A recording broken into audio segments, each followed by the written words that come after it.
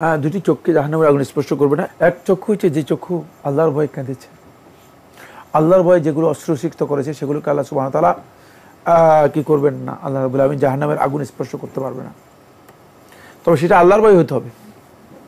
অনেকে আছে যে এমনি মানে কান্নার একটা পরিবেশ তৈরি করে কাঁদে, কারণ আমাদের দেশে প্রচুর লোককে আমরা দেখেছি নাটক করে কাঁদতেছে, রেডিও টেলিভিশনও দেখি যে নাটক করে করে কাঁদছে, যেগুলো আমরা দেখেছি। সুতরাং এই কান্না নয়, কান্না হতে হবে আল্লাহর ভয়ে, কান্না হতে হবে।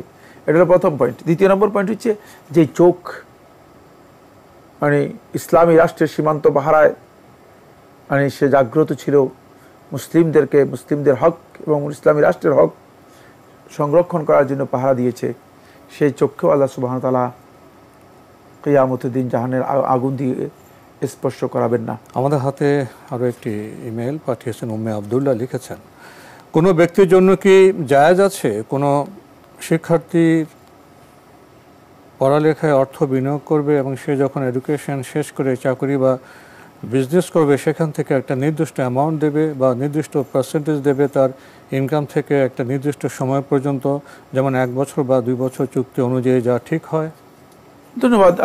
এই ভাই যে প্রশ্নটি করেছেন সেটা একটু ভিন্ন ধরনের প্রশ্ন। সেটা হচ্ছে যে কোনো ব্যক্তির জন্য কি এটা জায়েজ আছে যে একজন ব্যক্তি তার পড়াশোনার সমস্ত খরচ দেবে, চুক্তি করবে যে খরচ দিবে, তারপরে তিনি চুক্তিতে থাকবে নির্দিষ্ট সময় পর্যন্ত একটা অ্যামাউন্ট দিবে বা একটা পার্সেন্টেজ দিবে, হ্যাঁ এভাবে চুক্তি হয় না? এই ধরনের চুক্তি করা জায়েজ নেই। কারণ হচ্ছে এখানে চুক্তির মধ্যে গরর আছে। গরর হচ্ছে অস্পষ্টতা রয়েছে এবং এক প্রকারের ধোঁকা রয়েছে। কারণ এখন আপনি তাকে কত টাকা দিবেন আর সে আপনাকে কি দিবে, কত টাকা দিবে, অনিশ্চিত একটা অবস্থা।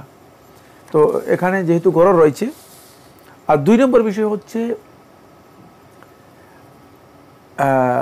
আল জাহলু বিত্তাফাদুলি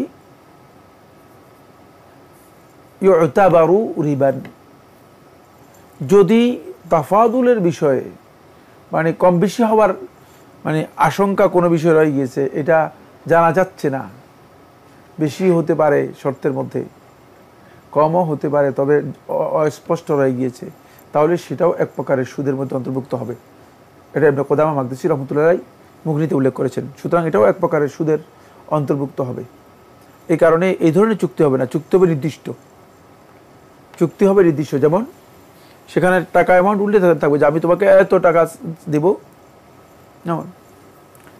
তুমি যেই মানে টাকা দিব, এই টাকাটা কিসের ভিত্তিতে দিব সেটা ক্লিয়ার করতে হবে।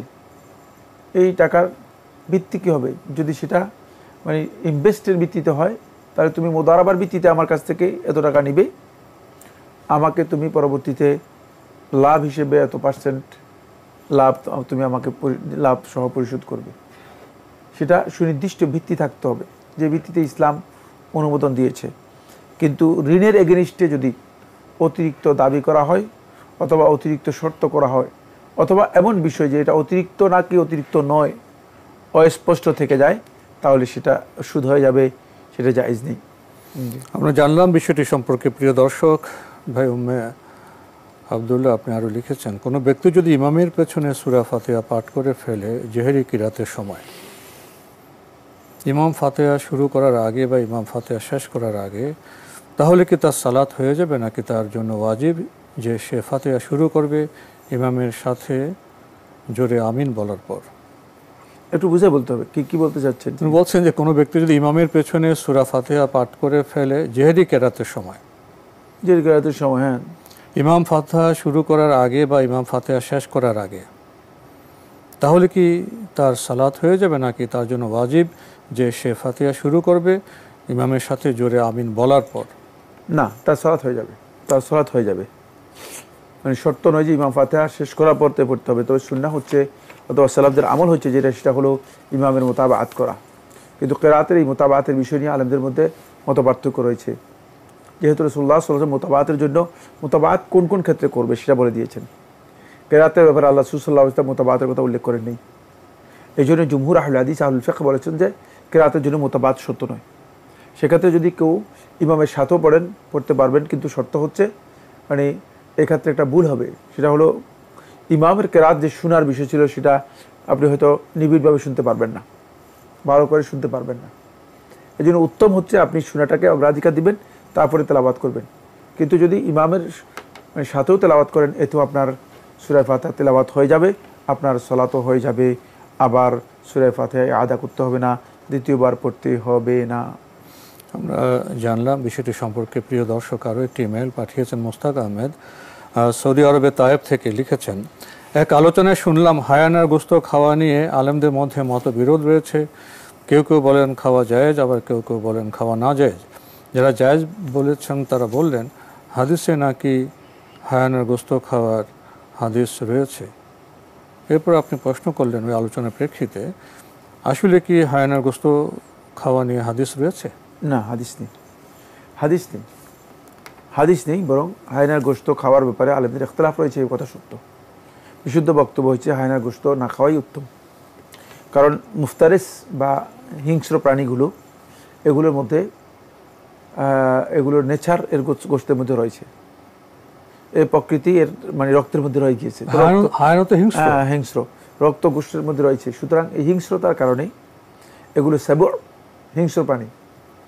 সুতরাং হিংস্র প্রাণী এবং এগুলো নখ দিয়ে শিকার করে, এগুলোর ব্যাপারে উত্তম মানে সঠিক বক্তব্য হচ্ছে এগুলো খাওয়া হারাম, জায়েজ নেই। যদি কেউ খায় তিনি ইখতিলাফের ভিত্তিতে খেতে পারেন, কিন্তু কে ধরতে পারবে আবার খাবে? ঠিক না, ধরতে পারলেই তো। এটা আসলে খুব জীবনঘনিষ্ঠ প্রশ্ন। ধরে নিয়ে আসুক, যেভাবে প্রশ্ন করেছেন তাকে বলেন দু একটা হায়না ধরে আনুক তিনি। আরও লিখেছেন, পশু হারাম হওয়ার জন্য যতগুলো শর্ত থাকা প্রয়োজন তার মধ্যে সব শর্তই হায়ানের মধ্যে বিদ্যমান। এমন কোনো বৈশিষ্ট্য নেই যে হায়ানা গোশত খাওয়া হারাম হওয়ার শর্তের মধ্যে পড়ে না। আপনি যেটা বলেছেন সেটা সঠিক। আপনি কারণ হলো আলেমদের ইখতিলাফের কারণ ভিন্ন জিনিস। ভিন্ন হচ্ছে যেহেতু নুসুসের ব্যাপারে মানে নুসুসের নির্দেশনার ব্যাপারে আলেমদের ইজতিহাদের বিষয়ে মতপার্থক্য আছে। সুতরাং সেই তারই ভিত্তিতে মতপার্থক্য তৈরি হয়েছে, এই মতপার্থক্য তৈরি হয়েছে। কিন্তু এটার উপর নির্ভর করে মানে হায়নার গোশত খেয়ে ফেলবেন, ব্যাপারটা এমন নয়। কারণ হায়নার গোশত খাওয়াটা আপনার জন্য মানে যদিও কেউ জায়েজ, কেউ কেউ জায়েজ মনে করে থাকেন, আপনার খেয়াল রাখতে হবে যে একদল ওলামায়ে কেরাম এটাকে হারাম বলেছেন।